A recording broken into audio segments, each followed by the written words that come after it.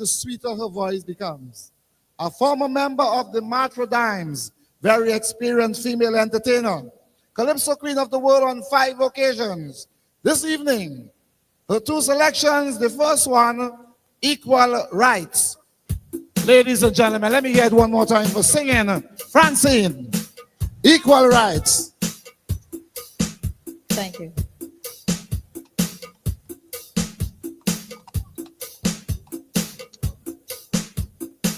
Hate, greed, color, racism is destroying the universe. I am totally against that. The title of my song, Equal Rights. That's my contribution for the evening, ladies and gentlemen. 1, 2, 1, 2, 1, 2, 3.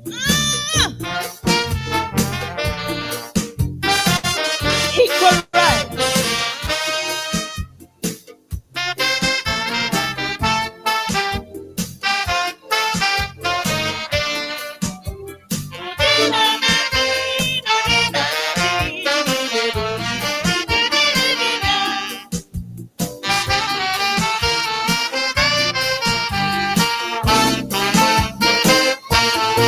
I've studied days and nights, I've studied blacks and whites on the question of equal rights. I say I studied days and nights, studied blacks and whites on the question of equal rights. Well, after careful consideration, meditation has brought me to one conclusion. The old, the young, the weak and the strong, only fighting a battle of equal wrong. Because everyone is born equal, with an equal right to be born. And everyone is equal, so don't treat each other with scorn. The color of your skin doesn't mean a thing. Live and love and be satisfied. You already have your rights, so there is no need to fight. The right to live is the right to die. Thank you.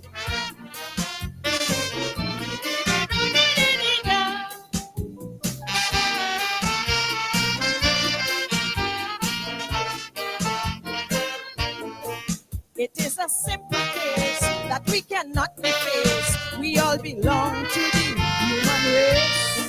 So you can tell your bud, we all are made of mud, equivalently equal by flesh and blood. So what's the use of all this confusion, discrimination and fight for worldly possession?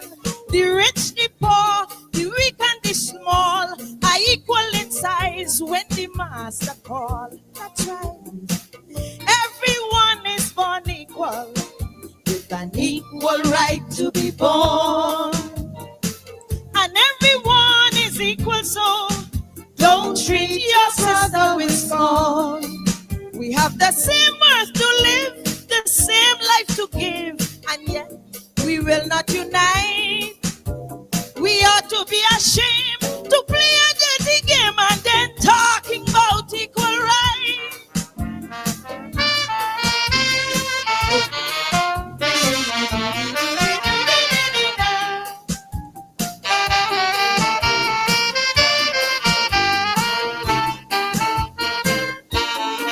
Some folks may think me rude, now I must conclude with those who show such ingratitude. The breath of life we share, the sun, the moon and air are equal rights given to us here. We may not be the same in culture, skill and name, or in habits, fortune and fame. No matter who, why, what, when and where. Now show me a man that's unequal here. Everyone is born equal, with an equal right to be born. And everyone is equal, so don't treat each other with scorn. No matter what you possess, well, you don't have to guess. The master said, let there be light.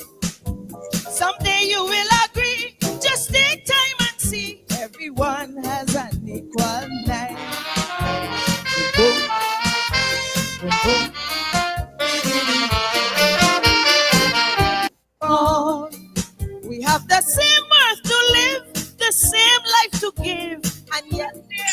not unite. We ought to be ashamed to play a dirty game and then talking about equal rights.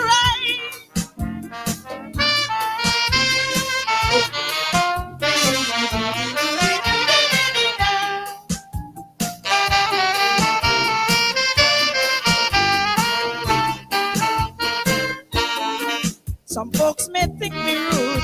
Now I must conclude with those who show such ingratitude. The breath of life we share, the sun, the moon, and air are equal rights given to us here. We may not be the same in culture, skill, and name, or in habits, fortune, and fame. No matter who, why, what, when, and where. Now show me a man that's unequal here. Everyone is born equal, with an equal right to be born. And everyone is equal, so don't treat each other with scorn. No matter what you possess, well, you don't have to guess. The master said, let there be light. Someday you will agree. Just take time and see. Everyone has an equal life.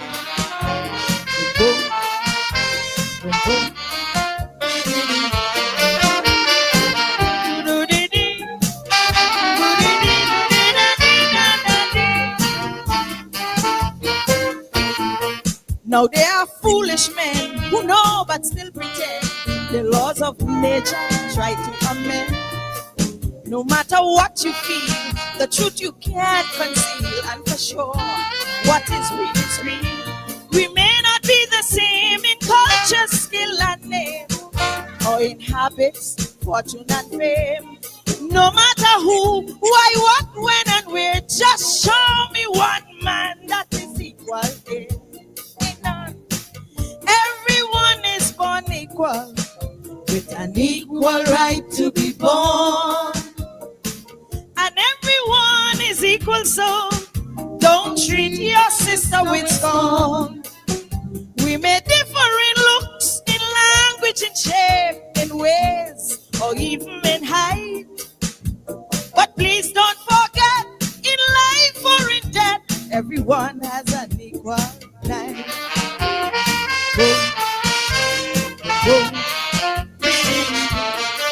Love is the answer.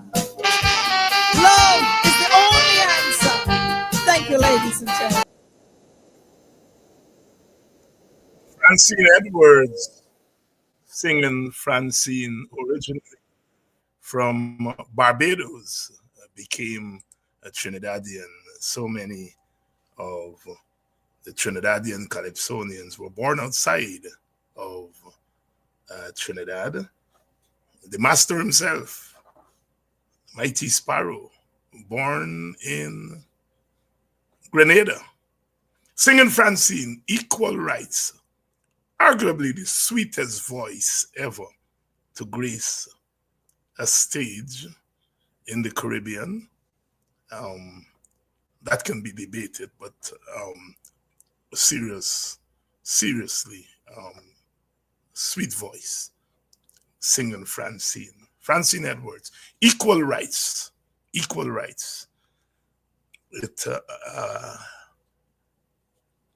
It was a cry then, it's a cry now, and it will always be a cry. The cry for equal rights and justice. Everyone is crying out for peace, but no one is crying out for justice. Another icon of Caribbean music, Peter Tosh. The themes of justice and peace and love and equal rights resonating always in our Caribbean. Good evening and welcome to Politics 101. Dr. Henry Jeffries here tonight. And we are going to continue our conversation. Last night, thanks to all of you who contacted me about last night's program. As Brother Ogunse said last night, the ancestors move in different ways, strange ways. After all the cry that accusing them of buying votes and that we are so unfair to them. It's a figment of our imagination. Nobody buys votes. The PPP doesn't buy votes. And then it comes out. It comes out. I mean, anybody who pays attention to what's going on knows that vote buying is the order of the day. Vote buying is the order of the day. And who better to tell us about that than the master himself, the architect of modern vote buying? Let's hear him. To various communities. There are reports that in Linden, recently persons were required to sign a book pledging their electoral support for Mr. Mohammed before receiving financial assistance. Is your party concerned about this type of practice and it undermining the democratic process? Even if they got to pledge support and all of that, it might be illegal, but with all of that, it doesn't bother me. I know because you could easily in this country pay a few people, and there are lots of overhangs from the AFC and PNC in these communities that would take some money and bring a few people there. Not all the people who go there would ever support him. And the numbers are small.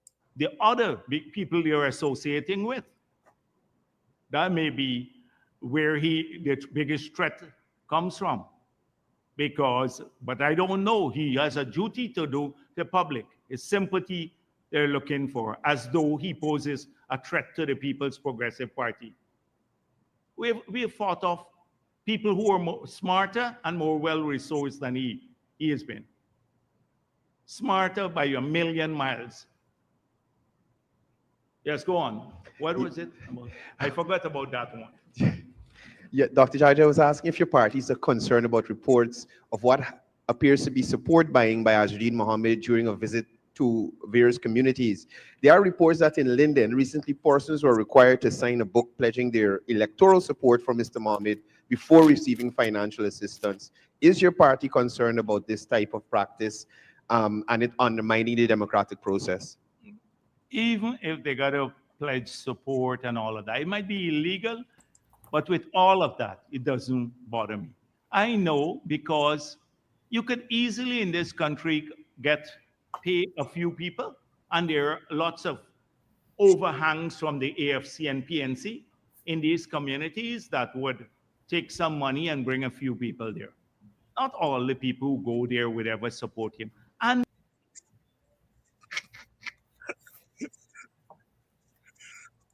oh my goodness. Hey, Dr. Henry Jeffrey, good evening. Good evening, David. How are you? And good evening to your audience also. Was that a slip of the tongue? Was that intentional? Was it a case of I don't care? I know they know. What is it? What is it? Let me get a bit more specific. What precisely are you? I'm speaking about Mr. Jack the Oath saying that there are always people in these communities.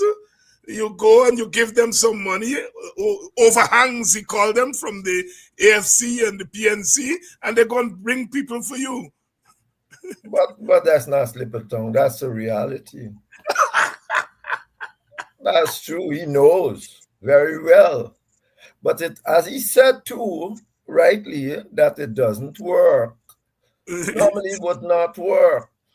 That is why he and his party knows that so well, that what they have attempted to do over the years is to impoverish Black people, to force them to do that. And that's what they've largely succeeded to do. They have, over the years, impoverished Black people.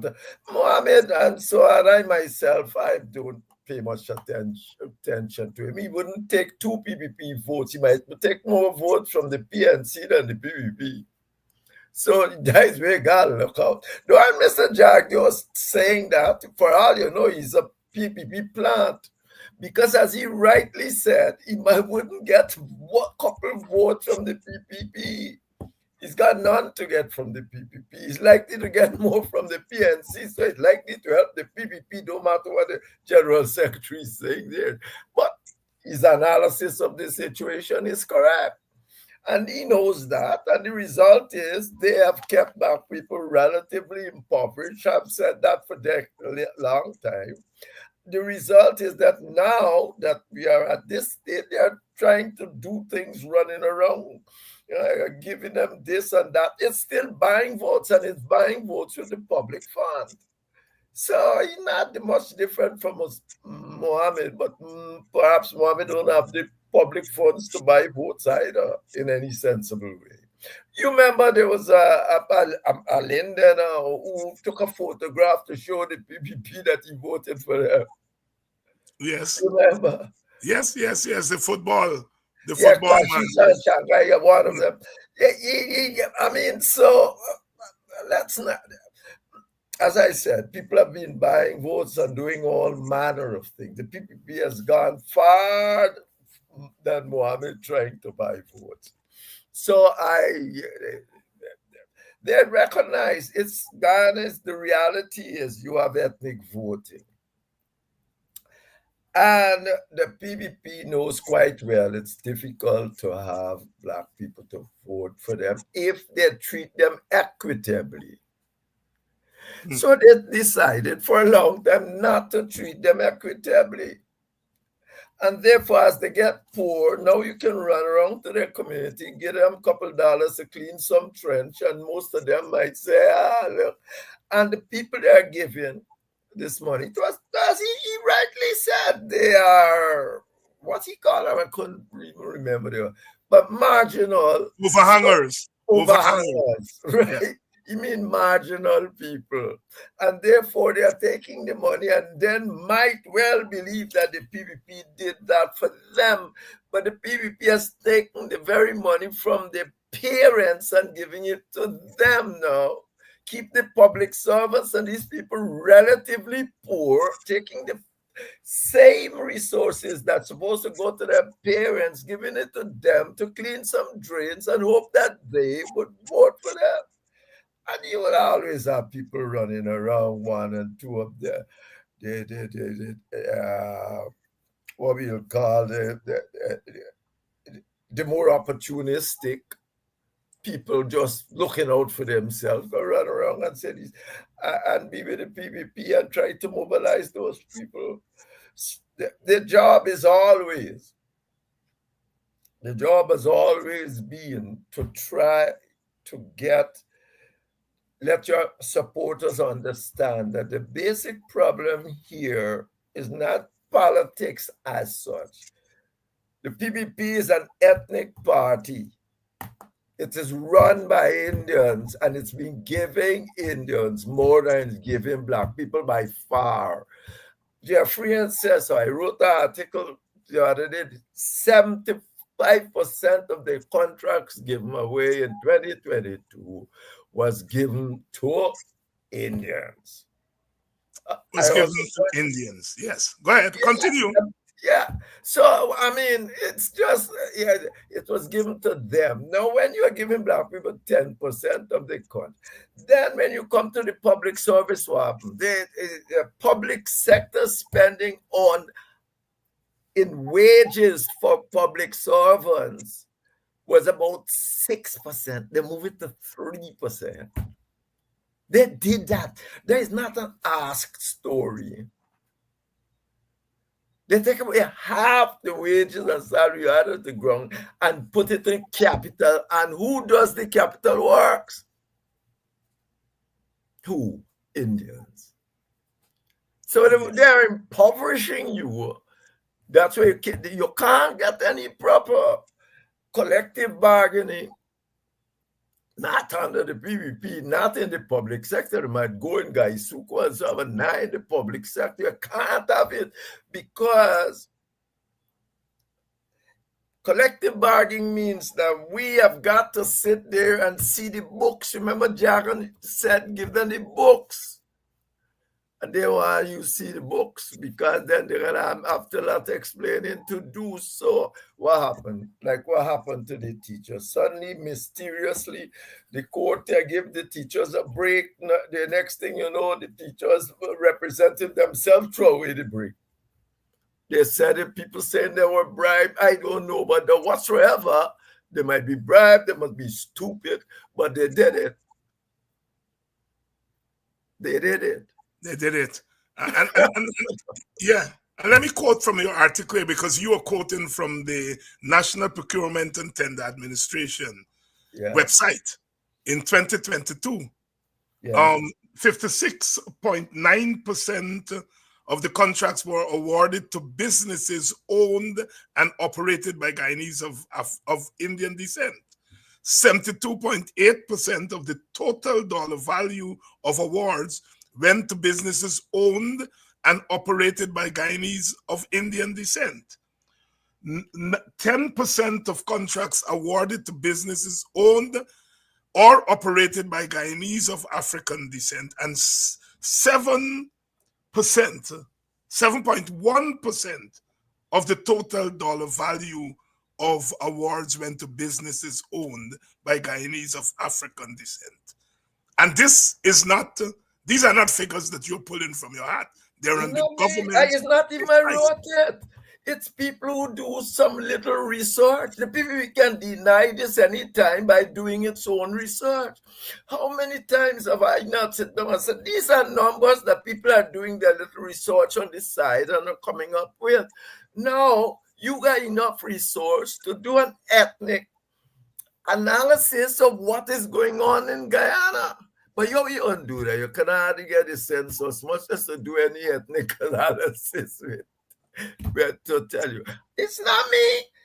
This is other people sitting down, going back and trying to show the disparities. I gave the reference to it. I said, go to Village Watch. I think it was Mark. The man sit down and tried to do that. So 72% of the dollar value went to Indians, and you get what? 7%. That's 10 times. I know the population is, they think you are there 38%, you are 28%, and that is the population ratio. And they've been doing this for umpteen years. And go ahead. No, you go ahead. No. All I'm saying to you, you gotta be an idiot to not know that. There's no way out of this. That's what they're doing. PVP came to government, then it's not changed. PVP came to government in 2020 and immediately reduced the income should go to public fund by half, and made what's going to give double what's going to capital expenditure. Now, who are most people in the public sector, public service? Africans. You got to be no genius to see that is what's going on. You continued in the column by saying it concluded that, as suggested in the first paragraph, initially the Indian contractors lacked the requisite skills and machinery, which meant their work was consistently substandard. But PPP agenda wasn't national development, but race empowerment. Let me read that again for the audience here. It concluded that, as suggested in the first paragraph, initially the Indian contractors lacked the requisite skills and machinery, which meant their work was consistently substandard.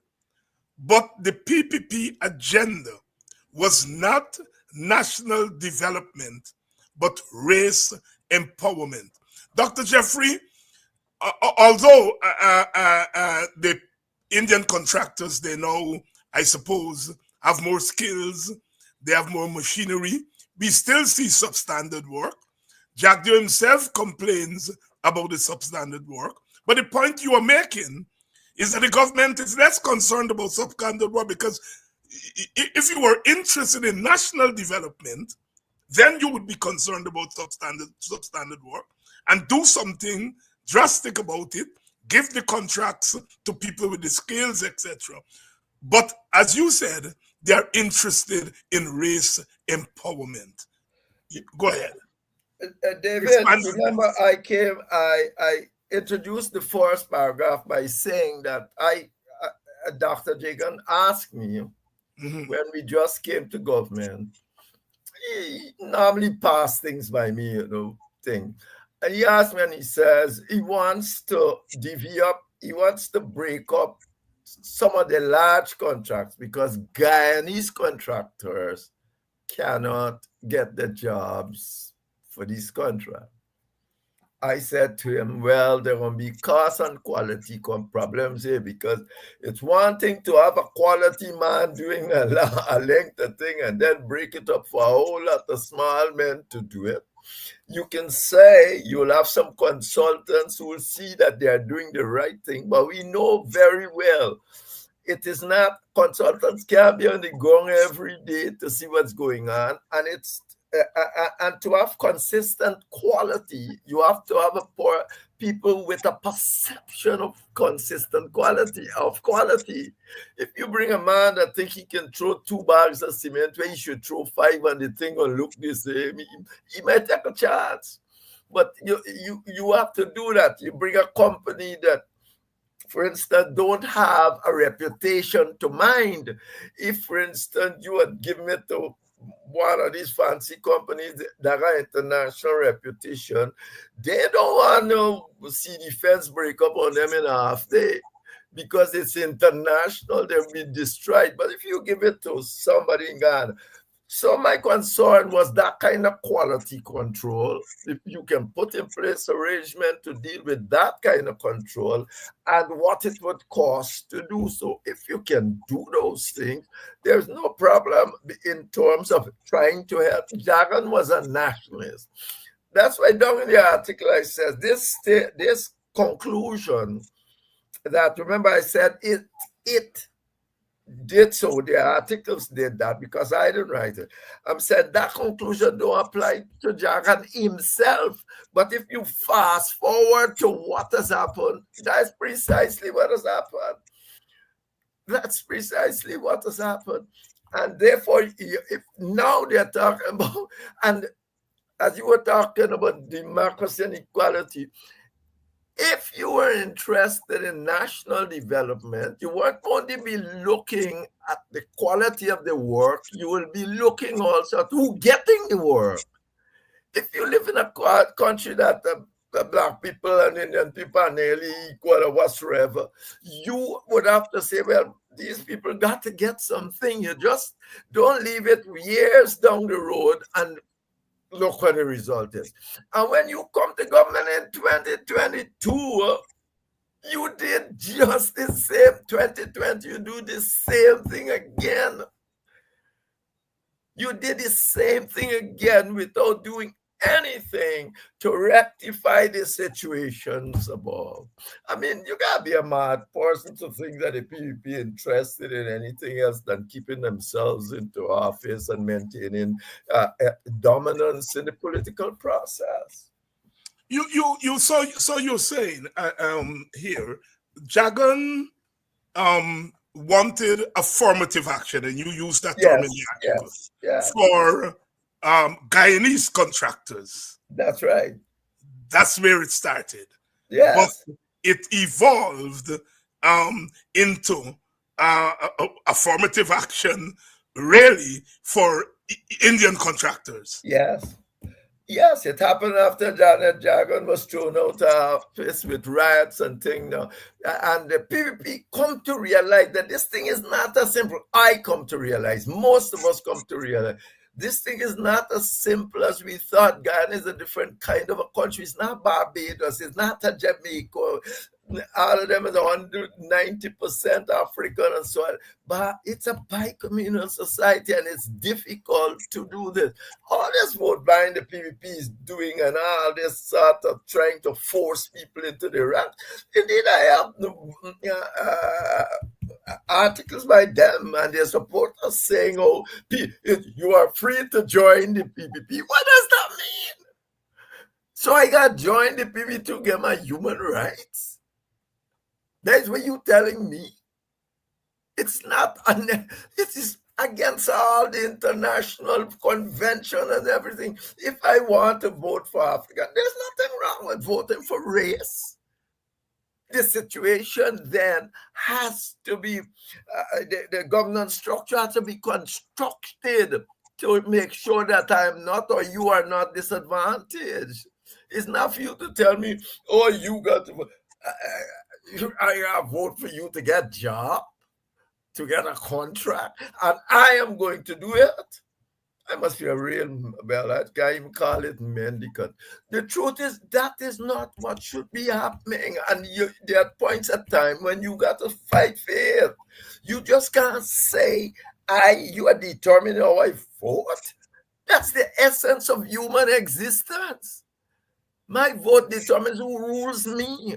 What happened to me in the future? You cannot be coming and tell me you want. Well, it's not saleable. It's against every line, every country. People do it, of course. And so it happens. It's against every law in every country. You can't give up your right to determine how your own existence going on. Leslie Ramsamy, in his response to Vincent Alexander's presentation at an international conference on people of African descent, wrote a long article, and you have responded to him. You say here, Ramsamy is inviting us to equate 4 years of coalition government with nearly 30 years of PPP rule, and a short non-oil period with a time of resource abundance. And of course, this is something that should be normal in a normal situation. People recognize that while you can make comparisons, you really can't equate, 4 years with 30 years. You can't equate 4 years of non-oil with another 5 years of oil. But yet, the PPP does it at every twist and turn. Yes, why? of course. I mean, and it's so absurd. He's saying, and look, it goes worse if you go down. He says, oh, look, there have never been so many contractors in Guyana, black contractors ever. Guess what? They got contract to build roads that will never last, clean drains and all that. You can put them all and call them black contractors. Let them do, as I said in that, let them do the dollar value of what they got. Against the dollar value of what I think. And then you'll see they're getting pittance and they're treating like minions. And that is the problem. You can't, but as I started a paragraph by saying people can't answer this. The only way to answer this is to do a proper ethnic analysis of this situation, ethnic disparity, if you want to call it, and the analysis, and see who's wrong. If I don't want to say these things. When I look at this thing, that's what happens.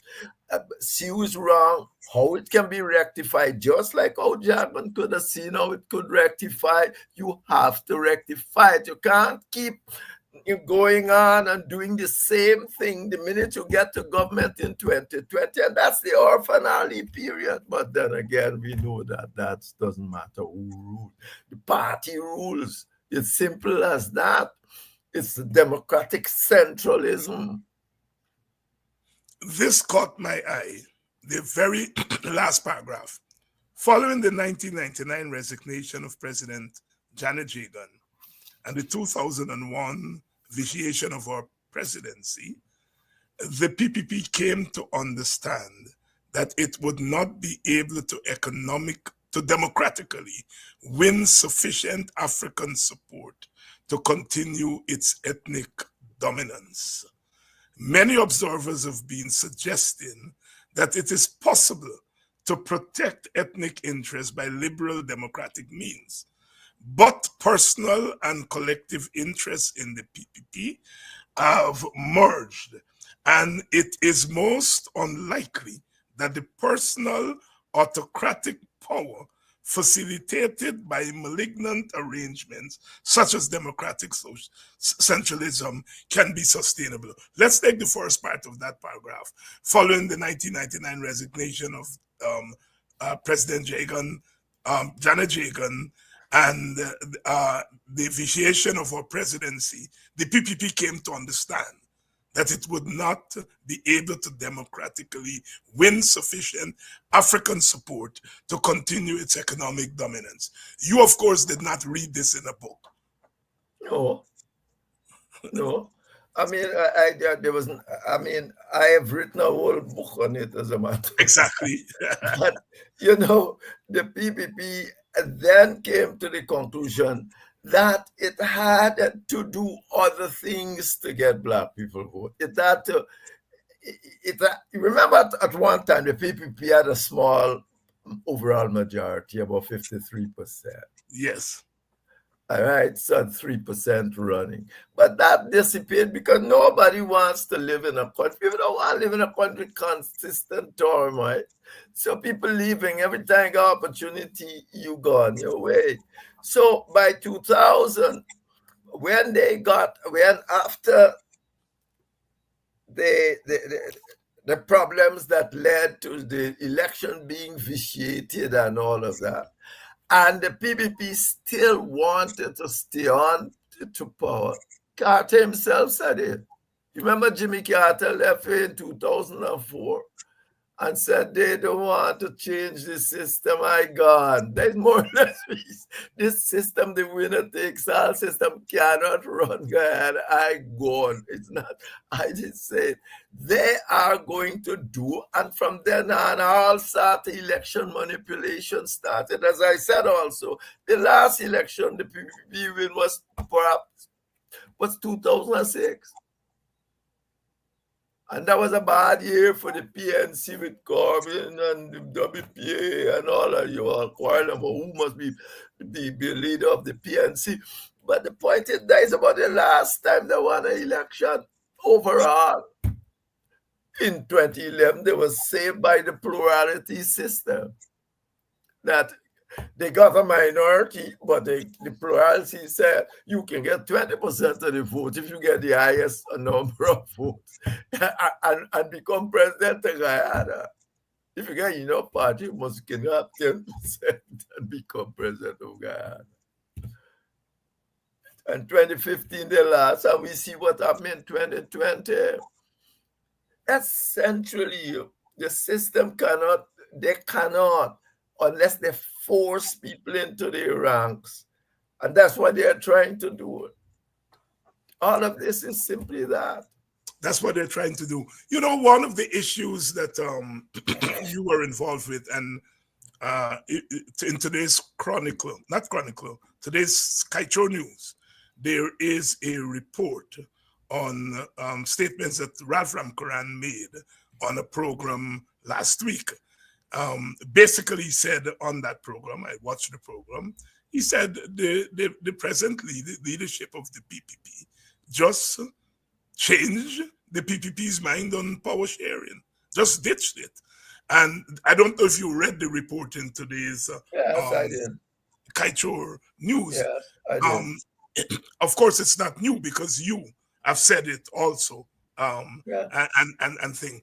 But again, for audience, talk to us about that collision, the recognition from about 2001 that look, you can't win an election democratically because your supporters are leaving. African people are not going to voluntarily come and vote for you. Logically, one would say move towards power sharing, but at that same point you decided, I don't want power sharing. So the collision of those three factors, your supporters leaving, your recognition that black people are not going to come and vote for you voluntarily, and then you turn your back on power sharing. Yeah. Talk to us about the collision of those three factors. Well, as I said, once it started, you remember Jagan had a principle. You know what? Around just before he died, maybe 1976 or so, public servants got a 70% increase in salary. You mean 1996? Jagan said that you should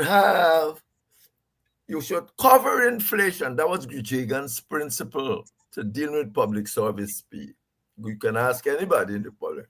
You should cover inflation and then give people growth in the economy, whatsoever growth the economy. So if the inflation is 5, which means 5%, it means that at the end of the year, you must give people a beginning of the year. As a matter of fact, they give it the end. By the end, it's only 2%. But the point is, if you give people that 5% to say, well, no, you're getting the same salary this year as you're getting last year, because inflation, in real terms, you're getting the same salary that you will get this year as you're getting last year, because now we're giving you a 5% to make up for the increase in prices and so on that is inflationary. But then Jagan went on to say that you must, once you have growth in the economy, you should then give people the level of growth in the economy. So if you have 6% growth, 10% growth, something like that, you gotta give that 5% plus the growth in the economy. Jagan died. You remember 1 year, I think then it gets nearly 17% or something. You're pulling me back a long time there. But effectively, Jagan died and the public service being given 6-7% at the end of the year for what they promised at the beginning for all that time. But if your average is no more, must be about 6% you get there. And the result is that you are being impoverished. Now, what's going to happen as you get poor? At the end of the day, if you join the PPP, you're going to be all right. You're going to get this, you're going to get that, you're going to get that. And so you can force some of the people to come over to the PPP. That is what's going on up to today. But it got more rampant after the Democratic election the last time.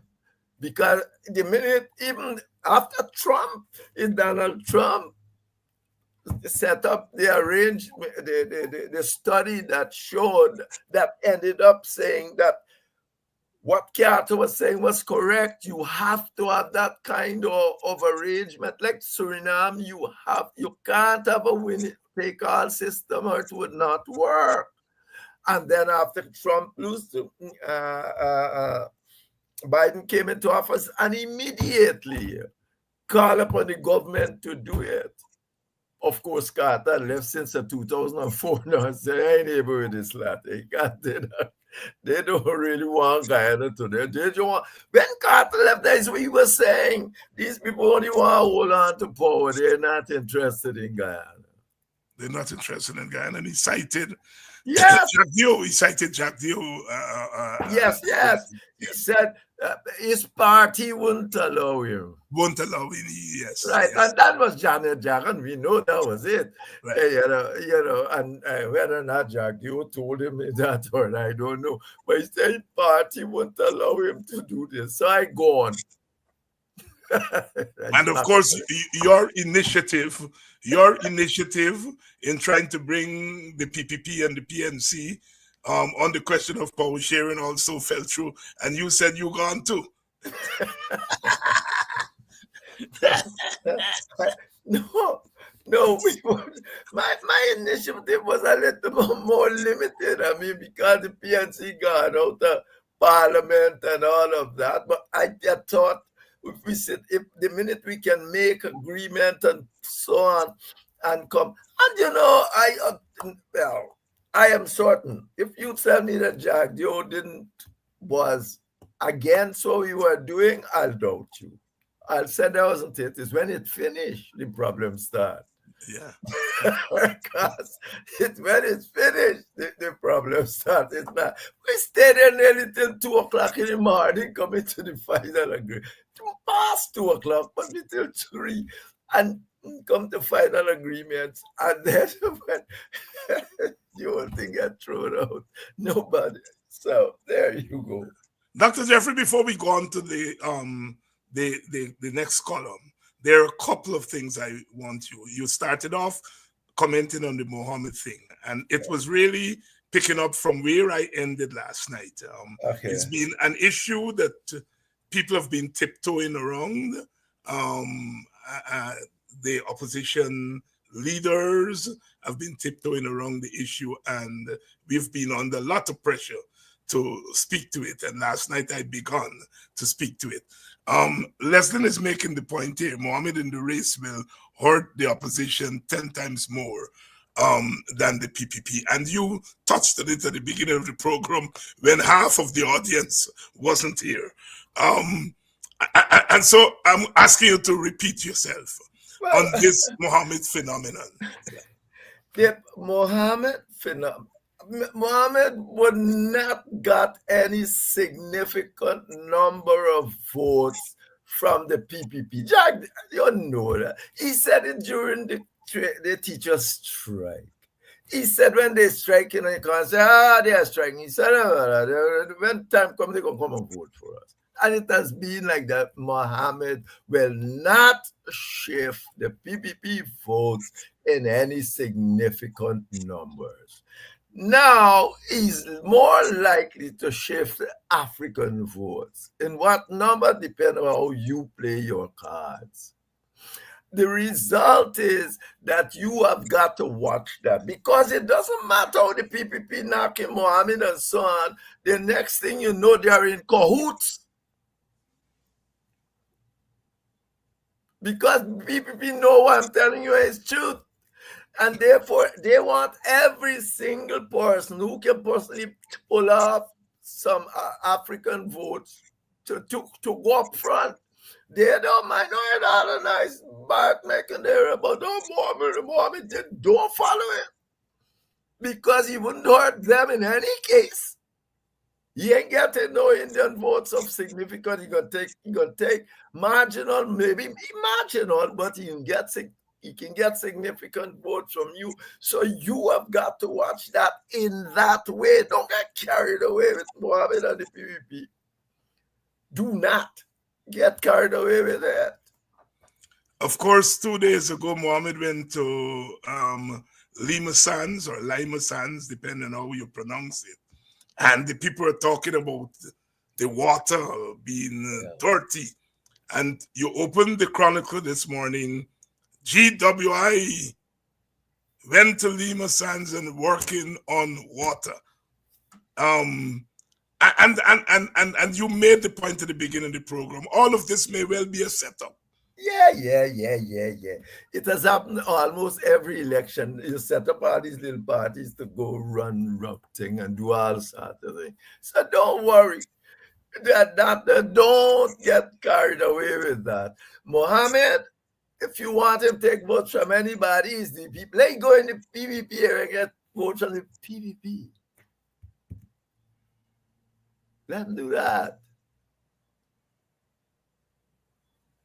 Dr. Henry Jeffrey here, weighing in on the Mohammed issue. And a number of you contacted me since the program last night and asked that we talk a little bit more about the Mohammed issue, because you all smell something, and as Dr. Jeffrey saying here, and it's my instinct also, that it is the African community that is more vulnerable to the vote buy-in, Yes. for reasons that we have discussed on this program over and over again. Dr. Jeffrey, the other point I want you to comment on or expand is a point you made in passing last week. And the 3 University of Guyana students, 2 of them are in the international relations program, and 1 of them is pursuing an economic degree. And they wanted you to expand on the phenomenon. You made the observation that when the PPP wanted to get rid of Mashramani, Clinton Collymore, who you said was usually very quiet, said, well, you all don't leave the black people thing alone. And these students wanted you to expand on that, to say whether that intervention was more an exception than the rule. But it is not, Mashramani is not, there are not many Mashramanis or Mashramani-like things for you to have a whole lot of those interventions for a start. So effectively, it was, I remember it up to now because it was an unusual thing, because this was people in the PPP were saying, oh, we could get rid of Mashraman, let's put independence in the days and that sort of a thing. And, the issue start, people quarrel, and I said something, everybody's saying, yeah, okay. And Collymore, I think it's because he doesn't speak a lot, and so on. And he comes out with this very, very raw situation that you left them black people think alone. Well, it tells you that the PPP has always seen Mashramani as the black people thing.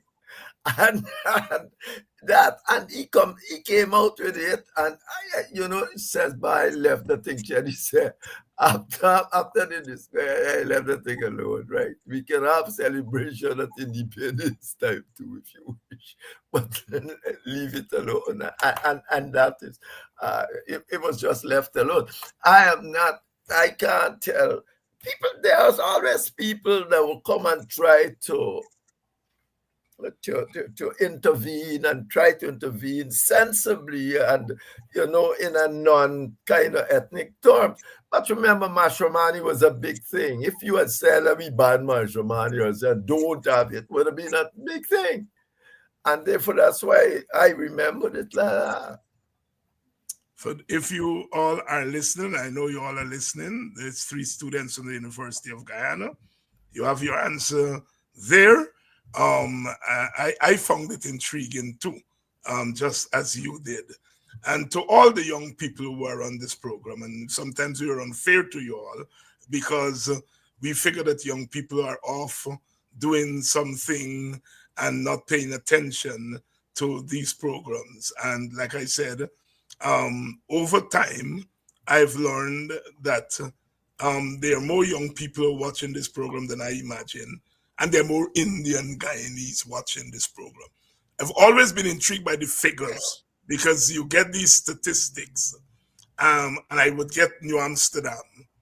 I would get Buxton, of course. I would get Linden, Georgetown, the largest viewership.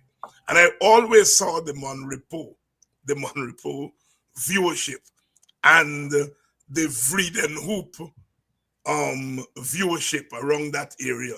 And then around Puerto area, and I never paid attention to it until people began to get in touch with me, that I realized that there are more Indians who would watch a program like this than we imagine. So I want to say good evening to the young viewers, good evening to the Indian Guyanese viewers. And I know that there are also people in the interior, a lot of Bushmen who send me long voicemails evaluating the program. Every night I get 2, 3, 4 of these voicemails from Bushmen who said, that they pay attention to what's happening And of course, a couple of them promised me that if the kiddie come true, we are going to get a big donation. Thank you all. Dr. Jeffrey, are you surprised at the diversity that has grown on programs like these? Not at all. I mean, you expect if people don't want to listen to the same old foolishness all the time. Mm-hmm. You know, there are always a percent of people in any ethnic group who are saying to themselves, let me listen, well, let me hear something else, because the Chronicle and all that, we know what they're going to tell you. I mean, I'm just like that too. I read other things. I can't be satisfied with anything the PNC writes at all. I don't even read nothing like New Nation. I never even read a Mirror. I never even read no Mirror. People tell me what's in Mirror. I mean, what am I reading them things for? I mean, yes, if you know, you ever see me write an article for Mirror for all the years I did? I know. That is just asked me 100 times, and I always making some excuse because I know I wrote for Thunder. Ralph Ramkaran used to be editing Thunder, and I wrote a few things for him because I know he's never gonna changing all sort of thing, and next thing you know it's there. So I wrote for a couple of articles for there. So people want to get the other standpoint. They know what the other side, what their side would more or less be saying. And there are always a percent of people who sit back and say, let me hear what the other side says. Even if I wouldn't vote for them, let me hear what they got to say. Let me hear what stupid Jeffrey and I'm talking about tonight. I meet people all the time too. You know, so it's not anything. Indian people, I meet them all the time. That's I'm just meet some of them at the bar. So it's not. Yeah. Dr. Jeffrey, your column 2 Sundays ago is boycotting the 2025 elections necessary. As I always tell my students, when you read anything, the title tells you a lot. And try to interrogate the title because it leads you to a clearer understanding about what is to follow. What influenced the title for this column? Essentially because it is our program the week before. Somebody raised this thing about boycotting elections, but you know, and it's on the street. People met me and are talking about boycott election and so on. So I said, boss, I am not too certain how this can pan out, given everything we know about elections and so on.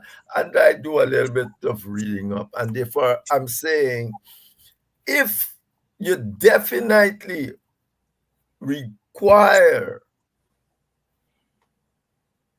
the biometric and the list to be changed to have a good chance of winning this election, you will have to do,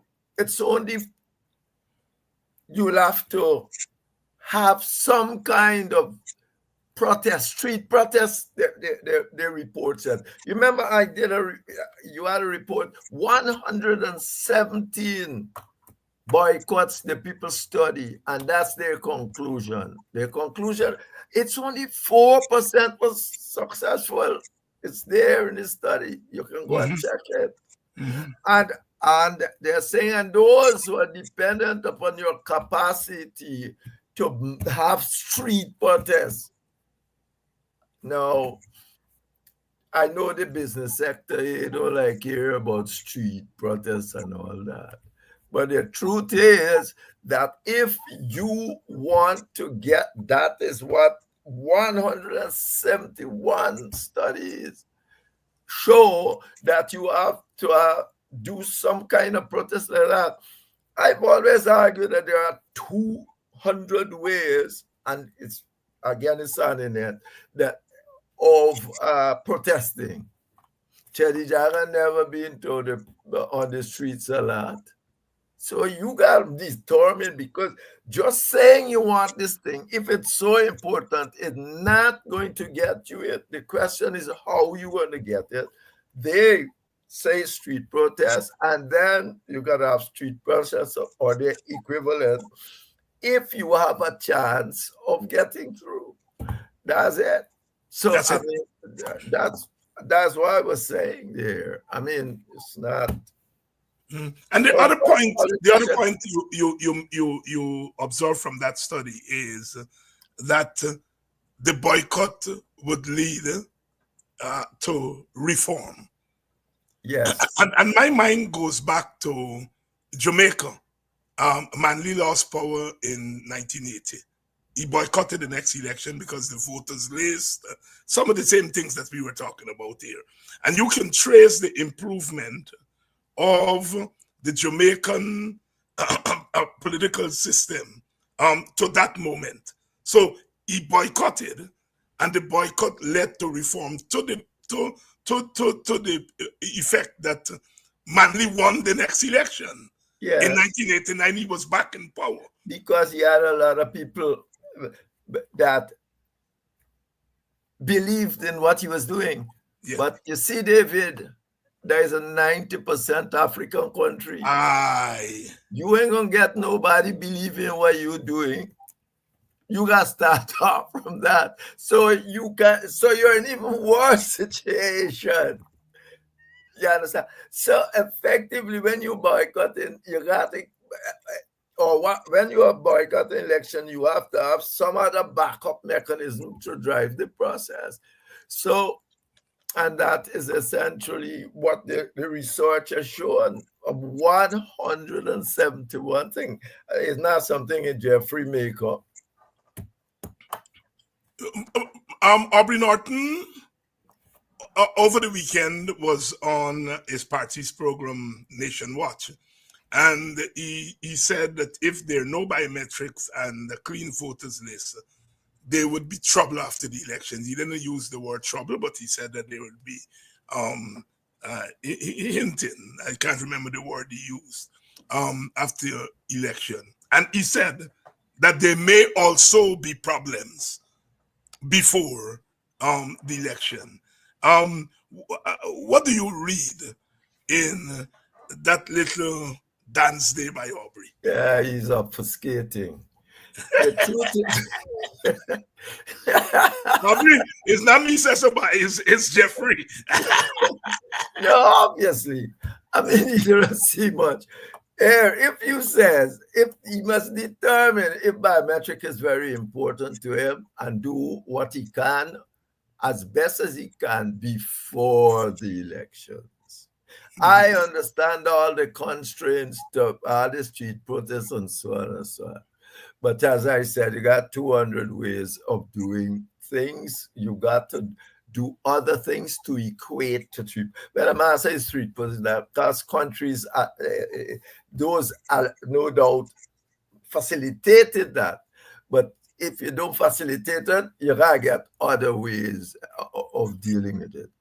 But the party has about what's going to happen in the election does happen after every election in Guyana, because now, the minute you lose, you get a good reason to say why you lose.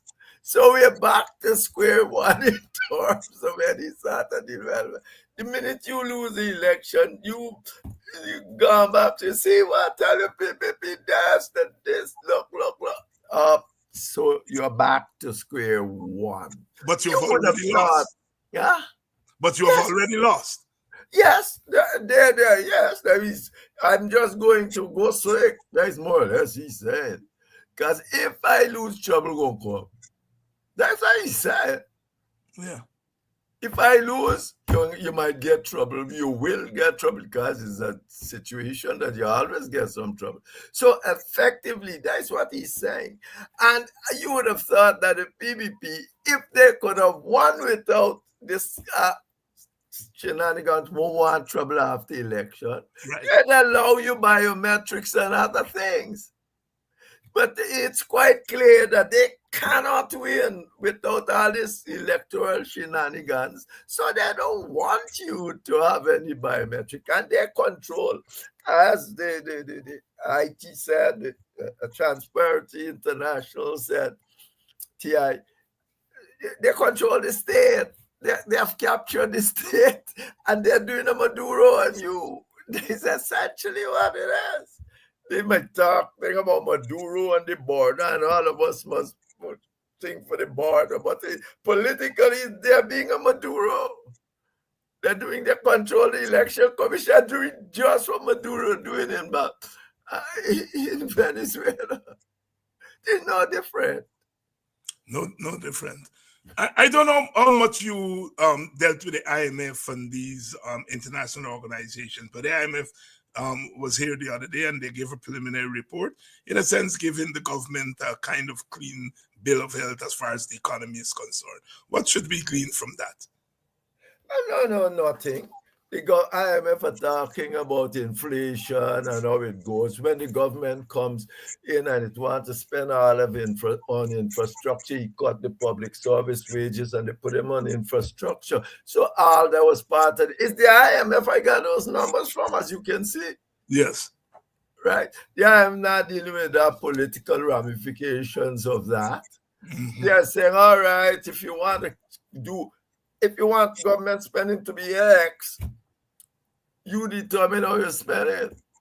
You can give public service, you can build all sorts of building to impress all sorts of people that you are doing. So they gone and they cut the public service salary, put them in infrastructure, and therefore it's the public service salary they are building all this thing with. So the IMF always give bill of health clean. Next day, the whole place got revolution and all that. That is not no. Hey, boss, you got election observers come observe election. Next thing they gone. Even if Carter sent all them, they're saying, oh, election free and fair. Next thing the thing goes to court, the court throw it out. It happened in Ghana, it happened in Kenya, it happened in Maldives, it happened all over the place. So, the authorities, they are trying their best, and it is good that you have that kind of thing. But IMF give anybody clean bill of health is not anything to deal with. It depends on what they agree on in the first place. If you say public salary, which is the political issue, if you saying you can cut public salary income by half, the money you should spend by half and put it on capital, and they agree to that. Well, they agree to it. Well, sure, get but a good bill. Their job is not there to do political work and so on. Their job is look at the economy, balance off. You were once education minister, and of course, we saw the embarrassment over the last week with the Gold Scholarship Project and the University of Staffordshire saying they were never part of this thing. Talk to us about how something like that could happen. What? Gold? Because it's gold, you must ask me. Now it can happen in Staffordshire because gold is a totally unnecessary thing. You have institutions here. Instead of building up your own institutions, I wrote on this right now. I got it. Yeah. Instead of building up your own institutions, you got things that the PPP can control and give who they want and take who they want and do the thing they want. It's the same thing they do in Barbados. You got Carnegie. Instead of building up Carnegie, instead of doing that, they're going and do it in Barbados. It's all this is just confusion so that the PPP can get their hand on who gets what and when. They don't want to pass it through the normal process of governance. The state has been captured and the PPP just using these resources as they feel fit. They don't want to go through the normal governmental processes. Because if you give UG money, you got to answer in Parliament. This other thing, that just get any old goal, bring any old person, put them to run something called goal with million. Come on, that's government. That's government. Dr. Anyway, Henry Jeffrey here tonight, talking through the issues, some of the issues he raised in his last two columns. We touched on some topical issue. As you heard just now, we talked about goal. There's not much else to say beyond that. It's just part of what Jeffrey has been calling over time the control, the PPP's praxis of control, the PPP's practice of dominating the state and the society. We are not in a very good place. We have to continue to keep our eyes on the ball, because not a day passes that you don't get this thing. Dr. Jeffrey, often there are things that political scientists and political commentators don't pay a lot of attention to. But you were in government. If you come to Guyana, it won't take you a month to realize we get blackout regularly. And then you stay long enough, we get accidents on the road daily. And now fires almost every day. What does that say? As an analyst, as a political scientist, somebody who studies government, and we who study political science, we learn very early that one of the functions of government is to look after the welfare of the people, etc., etc., etc. When you have blackouts, accidents, and fires such regularly, what does it say about governance? David, why you asking me? If you got chaos, what does it say about government?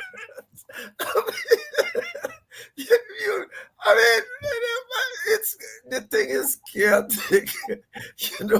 People are joining the government services and doing things in the government just so that they can make $1 on this side and all that. They're not interested in government work.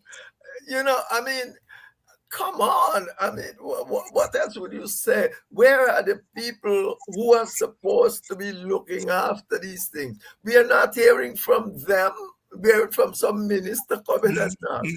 Your minister, why the minister? You are supposed to have fire chief and people who are public servants who are looking at fire and give you proper rundown of what has happened. You better know what's happening on the road and thing. That's a different game altogether, because the policemen are joining the police force to get rich. A young chap told me that. I give him a lift. I think I said this on this program before. He's a policeman. He put it like this, but I told him I was in the PBP, and he said, "You must be rich."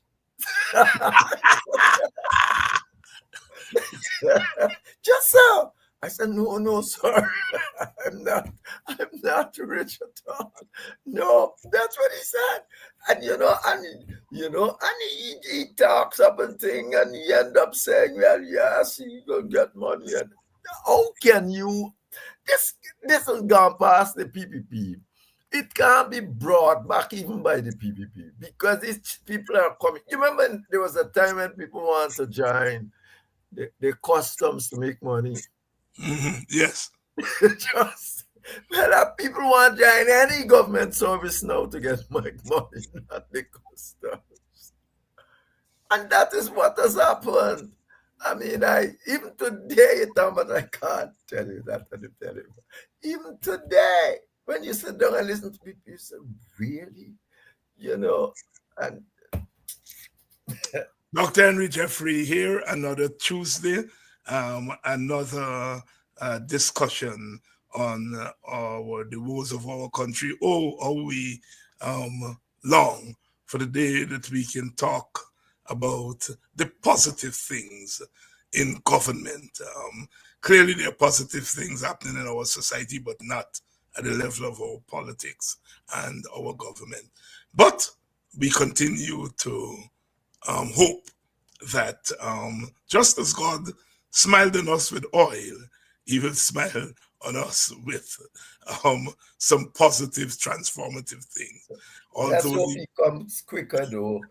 Because look, remember the last Eldorado? You know, now people yes, looking for it. Thank you, David. thank you very much, my brother. I'll see you in 2 weeks' Dr. time. Rose. And to your audience, thank you very much for staying with us. Our condolences to the family of the fireman who lost his life tragically. A combination of being injured at the fire and negligence at the hospital. I didn't know that it was somebody whose family I know. And it was not until last night I was listening to the news. I think it's either Gordon Mosley or both Gordon Mosley and Channel 67 that I realized that the young man, although I don't know him personally, I know his family very well, and our condolences. When you lose a young life like that, you know, you wonder. And just as we were talking just now, a lot of times we talk about the party politics, and we must, but there are other things, you know. They say when God is ready for you, you have to go. But I think sometimes people die when God is not ready for them. Clearly, God wasn't ready for that young man. You know, even the staunchest Christian must say that, must know that. Every young life in a small society like ours that is lost like that, we must mourn not just for the family but for our country. We have to change. But as I said, and I continue to say on this program, you know, we have to win an election in order to change the government. But this problem that Guyana has become, we have to do more than just win an election. And clearly what the PPP is doing is that it is trying to change the society in a very vulgar way, that any new government would have quite a challenge to really pull this country back, pull Guyana back.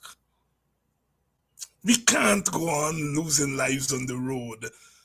I was going through Facebook yesterday and saw that husband and wife, I think, who died in that accident, being buried. And, you know, we can't. The homes that are being lost by fire, and lives, not just homes, lives are lost by fire. Clearly, no IMF report will capture those lives that are lost by accidents, those lives that are lost by fire. The amount of man-woman and man-hours and woman hours that we are losing because of boycott, because of blackout, sorry.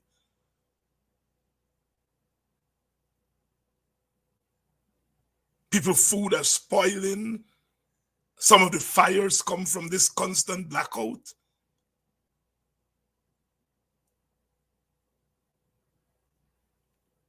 Are we depanam? Are we depanam? And since we are on it, we will have to clean it up. And Guyanese people, we've got to toughen. We've got to get tough.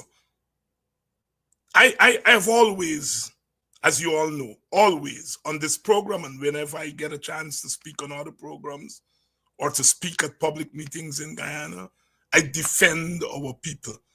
Those who are saying that we don't fight enough, you all don't fight enough. I happened to go out a little bit over the weekend at a birthday party in Arizona here, and I met Guyanese, you know. Good evening to you, Mr. Ben, who recognized me by my voice. And other people were there, who wanted to talk about what's happening in Guyana. And almost everybody is saying to me, why are Guyanese people not fighting? I know people don't get up just like that and go on the road and start to protest and so on. Protests are led by political parties. But I think you all have to push your political parties. It is not normal. It is not normal for people facing the kind of aggression from a government like we are facing in Guyana. And there are not any visible resistance, to use the term by my brother Takuma Ogunse. No visible resistance. We've got to toughen up as a country. And we've got to be able, when I said what I said 3 weeks ago, I knew that the PPP were going to bring out the goon squad against me, but I was ready for it. I was ready for it. I had to say what I said because somebody had to say it. And I decided that I was going to say it, and I was ready for what was coming.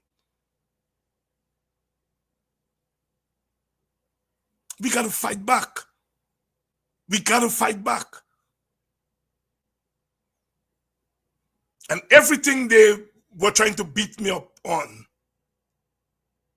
they are now saying the same thing. Jack Doe is now admitting that it's easy to buy votes in black communities.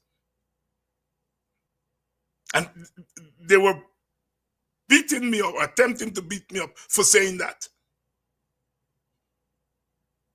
I saw Pandit Ubrajnarine today condemning Jack Doe for talking about bucket load of shit. Too late, Pandit. Too late.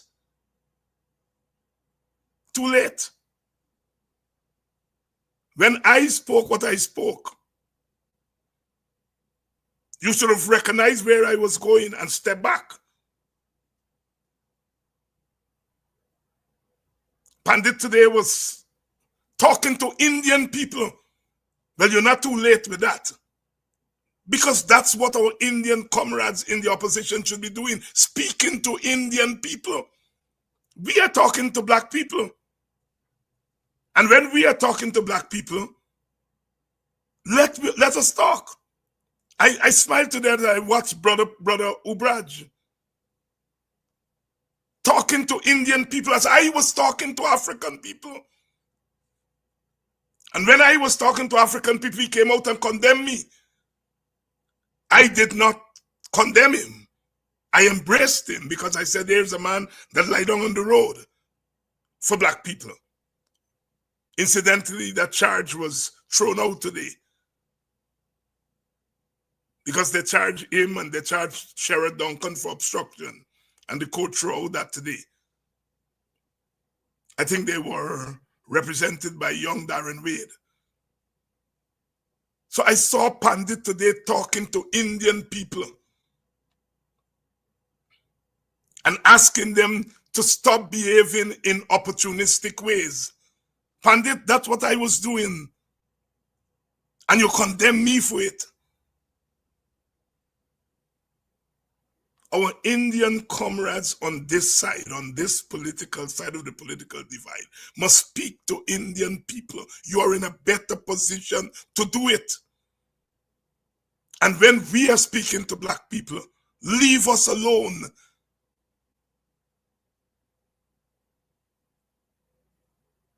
I say all of that to say to Pandit Ubrajnarine and others like him, you are valuable to our struggle.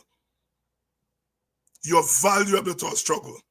And that is the reason I didn't condemn you or go after you when you sought to hang me on the cross.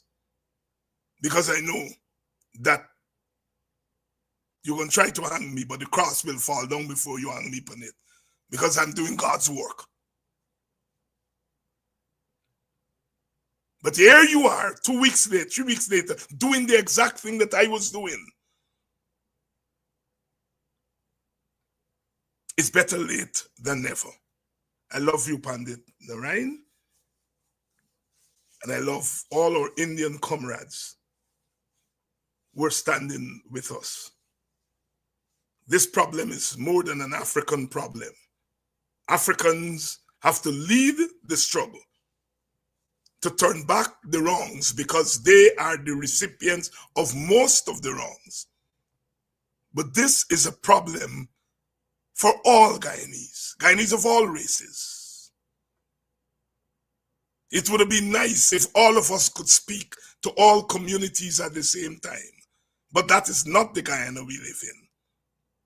So those of us who are well placed in the different ethnic communities should speak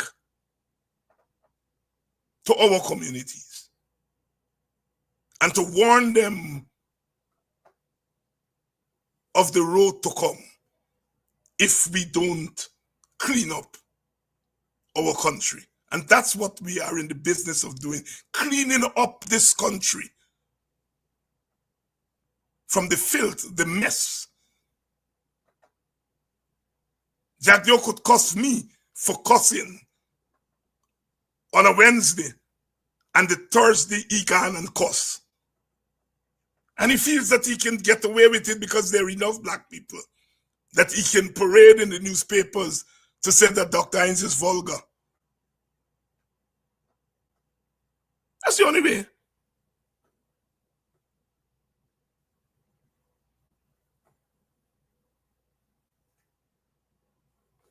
We come in peace, we live in peace. I'll be back tomorrow night for another edition of Politics 101. As always, I love all of you, all of us. We are in this together.